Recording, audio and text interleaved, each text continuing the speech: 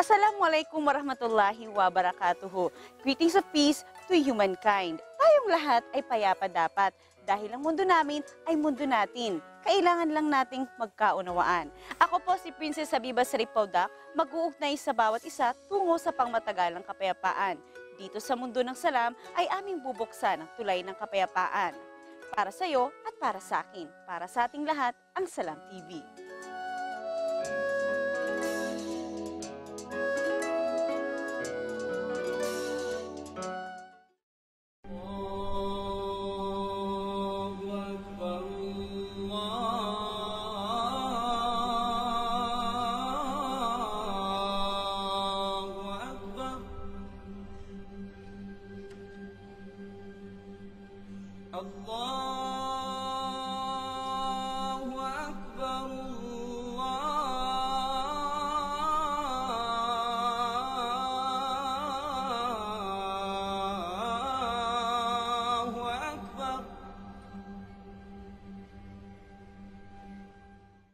Centuries ago, ipinakilala sa aming mga Muslim ang kabuluhan at kahalagahan ng Quran.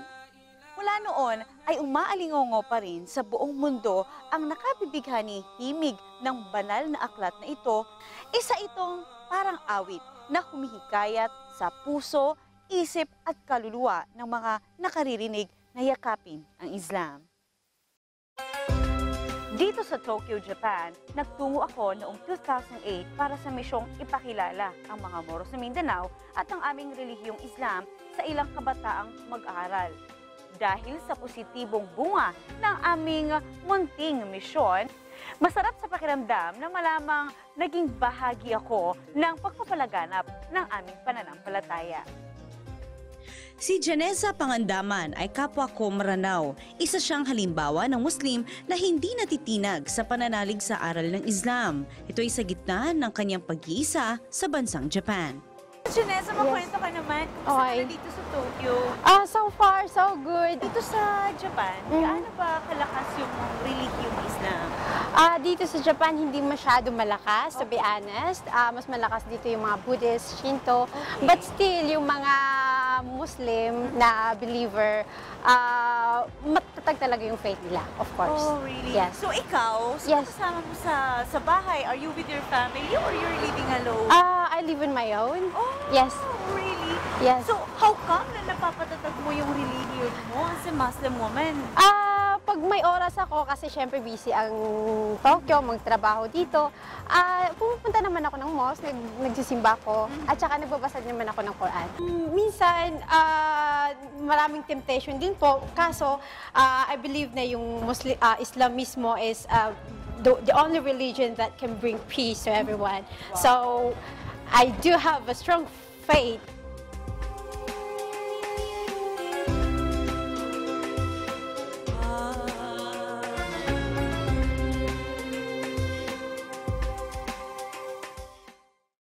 Of course, nung una ako pumunta dito, mahirap.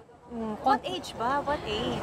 Nung 13 years old ako. After elementary school, pumunta na po ako dito. So, hindi ko na itatanong yung edad mo, pero ilang years ka na dito?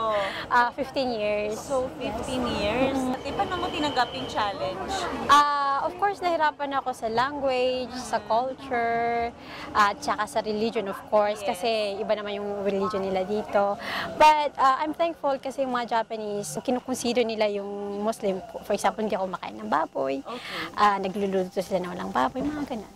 Alright. So, and then sa studies, you were 13. I think katatapos mo lang yun ng grade 6? Yes, yes. Yes. So, when you graduated, lumipat ka dito and then you started high school. I directly go to junior high school. Okay. So, nag-aral ako ng Japanese class. Okay. Yung mga private tutorial po at saka yung writing. Tapos nag-exam na ako. Hindi ba mahirap? Pero feeling ko ang hirap nun. Kasi, you know, Maranao tayo. Okay. Sabi nga nila, language barrier na yung pagkamaranaw natin. Yes. Tapos nag-English na naman tayo and here you are, mag-Japanese na naman. So, di ba yun mahirap? Nahirapan ako pero kasi back to the Philippines, nag-study din ako ng Arabic. So, I don't have a problem studying other languages. Nasa tribe na natin, nasa ugali na natin, na it's easy for us to study different languages. So, Nakakapagbasa Yeah. ka pa rin ng Quran. oo, kasi nag-study na ako ng Arabic school sa Pilipinas. Okay. Nung elementary school ako. So, kung ano na pag-aralan mo nung bata ka, mahirap din kasi kalimutan yun. So, yes. mashallah. So, your parents must be so proud and very happy for you, no? I hope so. And anong ginawa mo after high school? Meron bang pwede na magtrabaho or talagang dire-diretso ko rin ng college? Actually, after senior high school, you can work. But I decided to work first for like 2 years Wow! to see what I really want to do, what I really want to study. So, nag-work ako for 2 years in real estate, and then I So decided, that's what you want to do, to Yes. work on the real estate. yes. Okay. Then after that, I decided to take a Japanese law. So, I went to Japanese University. Tapos, kumuha ako ng Bachelor of Law. So, you have like 3 years? 6 years? 2 years sa law school or 3 years, depende na po sa inyo. Alright. Still, they have another rules that you don't have to go to law school. You just have to do a self-study Okay. and take a pre-exam to be able to take a bar exam. Parang ganun. Alright. Yes. And then now? I'm doing my self-study while Okay. working so that I and can. waiting for the taking of the bar? Yes, inshallah. yes, inshallah. Alright. We wish you all the best. Thank you.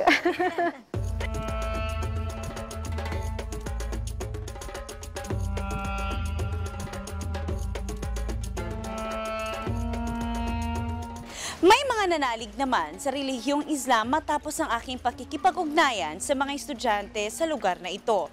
Sana pa nga lumagana pa ang relihiyong Islam dito sa Japan. Inshallah.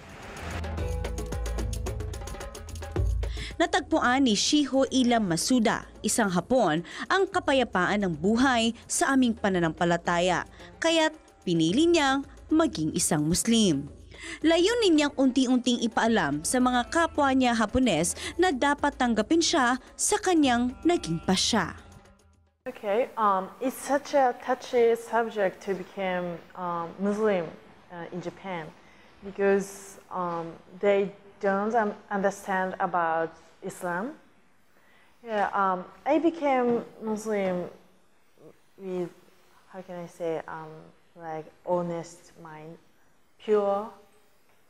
Yeah, but they don't understand. So I don't want to tell them before they ask me. You know what I mean? So you just wanted them to see that you're wearing hijab? Yeah, so yeah. But I need to be like a good woman. Sabi ni Shiho, isa siyang vegetarian at ang Islam ay bagay sa kanya. May pamumuhay na malinis ang puso at isip dahil sa taglay na disiplina na pangunahing aral niyang napulot bilang bagong sibol na Muslim. Scholar sa National Graduate Institute for Policy Studies si Sherian Pendalilay Gyalil, isang Maguindanawon. Ibang pagsubok naman ang kanyang naranasan dulot ng mahigpit na pagkapit sa relihiyong Islam. Anong meron dun sa kultura ng mga Hapon na sa tingin mo hindi siya maganda sa isang Muslim? Kung pag-uusapan natin is yung religion nila, syempre ang majority nila dito is either Shinto or Buddhism. But then, what's unique in Japanese is hindi sila particular in their religion. They could practice being a Catholic person and they're so very open-minded people. Pero ang isang naging struggle ko dito is aside from hunting halal food, syempre very rare siya dito. And another is ang hilig nilang uminom and ang hilig din nila mag-party. So, hindi po natin naiwasan yung mga invitations. And then, syempre, sa kanila, understood na yung inuman. And not all of them understand and know na as a Muslim, hindi po tayo pwedeng uminom. So, parang kakailanganin mo pa silang kausapin and sabihin na ganito, ganyan. Kaya hindi tayo pwedeng uminom. Actually, medyo modern na yung parents mo. Pag gano'n, di ba? Kasi sa atin sa Mindanao, pag gano'n, usually yung mga parents, ay pinapayagan. ayoko na pumunta ka ng Maynila, mas lalo pa kung Japan, tapos Oo. mag-isa ka pa. So, ano yung sa tingin mo na nagpa-oo sa mga parents mo na para yung pagka-conservative nila, medyo mawala yun ng gano'n? Because of experience, una akong na-expose outside the country is when I was in high school. So, I was sent to US para for a certain training. And then, doon siguro nila nakita na it's not that bad na i-send ang anak mo outside. If, kumbaga, kung kaya mong i-handle yun siya, it does not, parang hindi makakasama yun sa'yo, rather, mas makakabuti and nakaka-learn ka ng mas marami pa, mas nagiging wide yung perspective natin. Halimbawa, somebody wants to marry you, or sabihin natin, mayroong Hapon dyan na gusto ka, tapos gusto ka niyang ligawan, but you're a Muslim. Ano po yung naging ganon? May challenge po ba kayo na experience noon na mga ganon? In high school, yung mga ganyan na mga experiences? Not necessarily nagkagusto, Yes. but the usual thing is nagtatanong sila ng what if, na mga ganyan. So, dun kasi parang naku-curious sila because yung religion ng Islam is very unique. It's not just a religion, kundi it's a way of life na rin. What if you will fall in love to a certain Muslim Chinese man? Sa tingin mo, would it be possible na papayagan siya ng parents mo despite the cultural differences? Well, as I've said, yung parents ko is they're quite open na in other culture and in other nationalities na rin. There is a possibility, a big possibility actually, even though other nationality, kung Muslim din yung lalaki. But then, if non-Muslim yung lalaki, as a Muslim, my family and I, responsibility namin na i-orient yung lalaki what is Islam and to introduce the religion so that eventually he could convert. In your all experiences dito sa ibang bansa, especially ngayon na nasa Tokyo ka, nakaramdam ka na ba na nasaktan ka, naabuso ka, na-oppressed ka, na feeling mo umiyak ka talaga or napapaiyak ka dahil na-criticize or na-discriminate ang relihiyon mo? Can you tell us about it? I've experienced that, but not here in Japan. I'm so happy na in fairness sa lahat ng so far nang napuntahan natin, Japan is the most, yung level ng tolerance nila for other religion and other nationalities is very strong. Basta, you will follow their culture, their beliefs, kumbaga. Kasi they are a kind of person very disciplined. So, yung pagiging disciplinary nila as Japanese, not as their religion in Buddhism or Shinto, is very close sa Islam, actually. Nasabi mo, you've experienced that but not here in Japan. So, saang country ito, maaari mo ba itong i-share sa amin? Para nabibigyan ng linaw din, no? Na makita din nila na dapat hindi ito pala ginagawa. Yes, napadala po tayo during my student life in college as an tourism student sa Vietnam. It's an island, malayo sa city. So, the people there, yung mga Vietnamese, is very, local sila and they don't have any idea about Muslim. So, again, yung experience na very normal sa kanila yung inuman, they don't really understand bakit hindi ako umiinom. Unfortunately, I've experienced eating a pork which I'm not aware of, and dun ako umiyak kasi it's my first time to experience that, and I don't know how to feel and how to react because I've explained to them how many times na hindi ako kumakain ng pork, but then they still serve me that in my meal. Okay, that's so hard for you, no? You know, well, Oh, Allah forgives. And at least na-mention mo naman sa kanila that bawal ka talaga doon. May Allah accept that repentance from you, inshallah. Ma'am, going back to that, kasi you were in a tourism industry, natapos mo tourism. And then, tulad nga ng experience mo sa Vietnam, etc., I think there will be lots of experiences na dadaanan mo pa. Na hindi lang yung pag-inom, pagkain ng pork, marami pa yan. You have entertainment all around the world. Sa tingin mo, ano yung pwede mong gawin? Ano ba yung pwedeng mangyari? Doon yun na nabuo yung idea na halal tourism. Sa halal tourism, it seems and it sounds so impossible considering tourism, ang unang-unang papasok sa isip ng tao once you hear tourism is entertainment. Yes. Entertainment that includes drinks, alcohol. So it's a big no-no sa Islam. But then in halal tourism, we could adjust that. We could align all those things, all those entertainment sa Islamic beliefs. We can have fun, hindi bawal yan sa Islam. We can mingle and we can party with our friends, hindi yan bawal sa Islam. As long as we follow specific and certain rules na meron tayo sa Islamic values natin. Alright. Thank you so much, sis, for your time. And nako, I'm sure marami yung makakarinig sa'yo at may experience din nila yan kasi one day yung bigla kang mapapakain ng ayaw mo. So at least talagang yung word na magtanong ka ng magtanong, talagang hindi mawawala sa atin.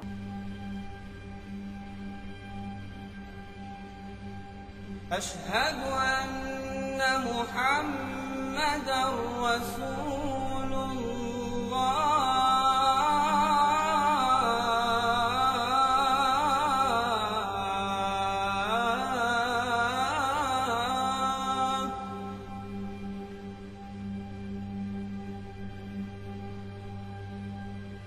أشهد أن محمدًا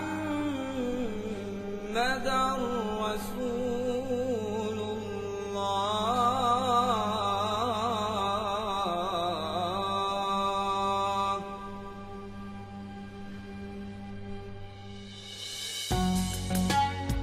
Ang sinag ng makapangyarihang araw sa Makkah, Saudi Arabia ay tumatagos mula sa kanyang silangan hanggang sa mas malawak na sinisikatan ng kanyang araw.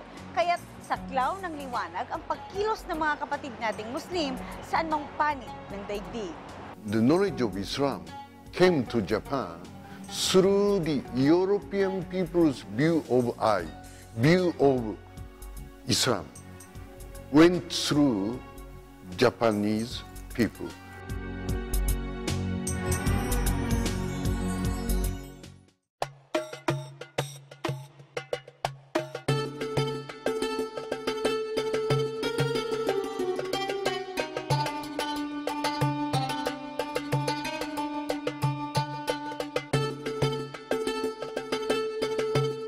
Ang Japan ay bansang dalawa ang pangunahing relihiyon, ang Shinto at Buddhism. Pero may ningning pa rin ang kislap ng araw mula sa Makkah.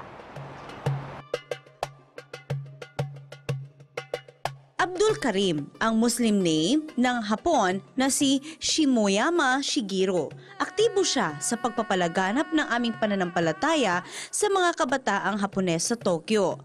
Nakabase siya sa Masjid Tokyo Kami na nagsisilbi ring tourist destination para sa mga curious sa aming relihiyon.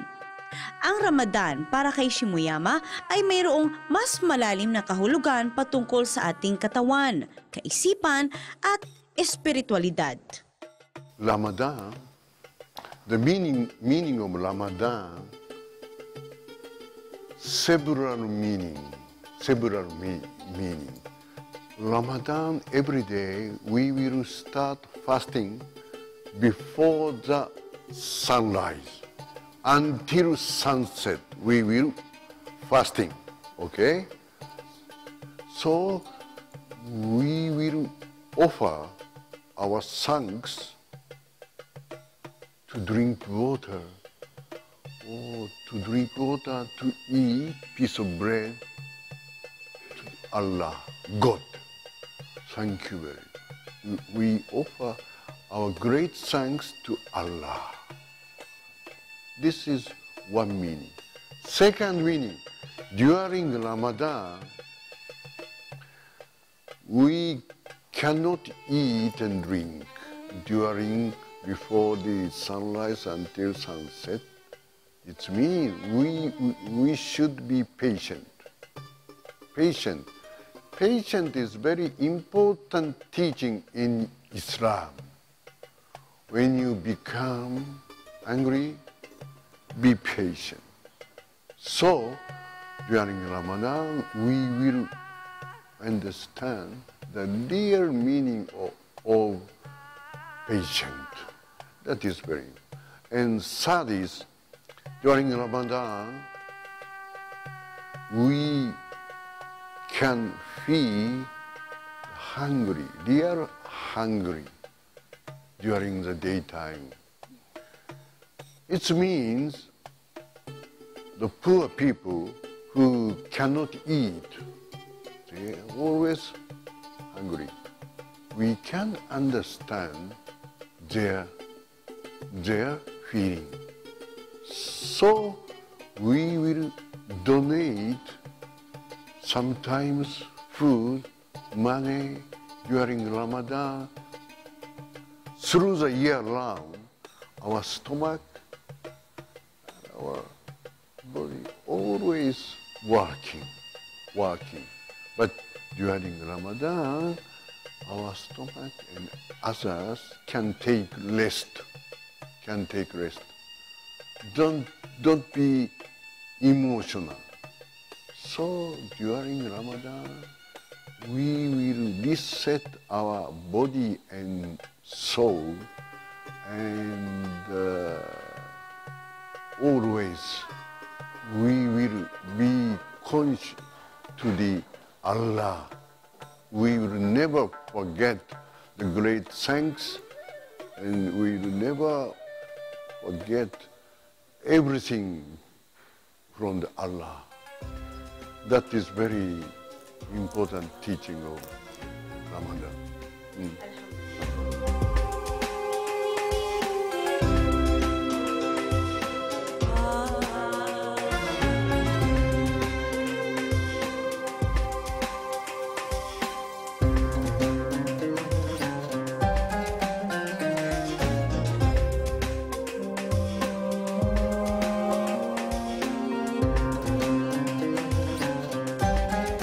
Diba sa Pilipinas meron tayong tinatawag na barangay. So dito sa Japan meron din tinatawag na mga community leaders. Pero wala silang bayad. So sa Pinas yun yung tinatawag nating bayanihan spirit na sadly hindi ko na nakikita ngayon. So I guess kailangan nating ibalik yung ganong kultura. So, yun yung siguro isa sa nakikita kong pwedeng magsulong sa pag-unlad ng Pilipinas. Prioritize nila yung mga product nila. Unlike the Filipinos na prioritize nila yung mga bagay na nabibili sa ibang bansa. Not unlike here in Japan na talagang mas ginagamit nila yung bagay na pinoproduce nila. Yan ang masasabi ko na dapat baguhin ng mga mentalidad ng mga Pilipino. Ang naobserbahan kong katangian ng mga Hapon na meron din tayo ay yung tinatawag nating ekwalidad. Kaya lang ang kaibahan dito sa Japan, hindi inferior yung halimbawa, yung mga magsasaka. Hindi sila inferior sa mga nagtatrabaho sa mga opisina. Yung ginagawa nila, naiintindihan nila na it contributes for the country. Proud sila sa ginagawa nila. Disiplinado po ang mga tao kahit sa pagtatapon ng basura, pagsakay sa train, kahit po sa pamilihan. Talagang makikita po ninyo na talagang disiplinado ang tao. At ang isa pa pong napapansin ko, yung mga nasa gobyerno po na pag may mga nagagawa po silang mga anomalya sa gobyerno, sila na po ang kusang bumababa. Pwede pong magaya ng mga Pilipino para preparado po tayo magiging membro or sa Asian integration. Dito sa bansang ito, halimbawa, ang unang itanong sa iyo pag magkita kayo ng kaibigan mong matagal mo nang hindi nakita, sasabihin nila, anong trabaho mo? Ibig sabihin, ang value of work, kailangan nagtatrabaho ka kasi bawal sa kanilang tambay. Sa atin, sinasabi, anong katuwaan mo? Sa Bisaya ha, kasi Bisaya din ako, sinasabing, sa may lingaw ni Mubay. Pero sa pagkatinood mo, kulang na to. Yan ang kulang sa bansa natin. Kailangan natin na ang value na dapat magtrabaho tayo. Sa atin pa lang, sa maliit pa lang tayo. Kasi bunso, ayaw papatrabahuin ng magulang. No, dapat tuturuan ng mga bata ng trabaho. Malaking pinagkaiba ng mga Hapon at ng bansang Pilipinas. Pag nag-party-party, araw-araw party-party, ang mga Hapon, kahit anong lasing, kahit anong sakit ng ulo, kahit anong saya sa gabi, sobrang lasing, kinabukasan, pagising, on time sa trabaho, walang absent, walang late. Pero tayo mga Pilipino, lalo na mga Dabawinyo, mga tamad. Pero ako hindi ako tamad mga tamad ang ating mga kababayan mostly, hindi naman lahat pero mostly. Wish ko lang sana ang mga new generation kasi tinuturuan tayo ng magandang, mabuting asal ng bago nating presidente na sana wag na tamad. Si Yuko Taki ay Haponesang lubos na napahanga kay President Rodrigo Duterte, kaya't naging aktibo siya sa pag-asikaso ng mga samahan ng OFW sa Japan. Mula sa araw-araw na paglaban sa mga naninira sa Pangulo hanggang sa may maiambag na tulong sa ating mga kababayan sa panahon ng kalamidad sa Pilipinas, pinangungunahan ni Tita Yuko ang pagkilos. Ako ay naniniwala na si President Duterte ay very honest at saka siya ay talagang may pagmamahal sa kanyang bansa. Ang bansa ay maaari lamang umunlad kung ang leadership ay talagang tunay na nagmamahal sa bansa niya. At minamahal niya pati ang mga mamamayan na katulad niya. Nang ako ay nag-ayos na magkaroon ng pagkakataon yung mga Pilipino na makita ang kanilang presidente dahil sila ay hindi kinumbida ng kanilang pasuguan, kaya inayos ko sa aming kapulisan at sa opisina ng aming Prime Minister na sila ay bigyan ng pagkakataon na makita nila ang kanilang presidente. At nakita ko ang presidente sa malapitan at nakita ko kung paano siya naluha. Yung parang naluluha siya, nang lapitan niya yung mga kababayan niya at doon ko napatunayan na mahal niya ang mga kababayan niya. Kaya sabi ko, itong taong to, kailangan kong tulungan. Sa pamagitan din ng kanyang mga kababayan, ay huwag niyang kakalimutan yung mga kababayan niya nasa Hapon dahil itong mga taong ito ay handa siyang ipaglaban. Ngayon, sila ay handang ibigay pati buhay nila para sa kanya. Yung mga kasama ko ay tinawag akong Lady DU30. Sabi nila, kasi kasintapang ko raw si Duterte. Sa palagay ko naman, mas matapang ako sa kanya. Arigato gozaimasu, maraming salamat sa pagbibigay ng inyong panahon at pag-obserba sa aming relihiyon, iba't ibang kultura at tradisyon. Ito na ang simula ng ating pagkakaisa dahil bukas na, para sa ating lahat, ang Salam TV. Muli, ako po si Princess Habiba Sarip Paudak para sa Salam TV sa PTV4.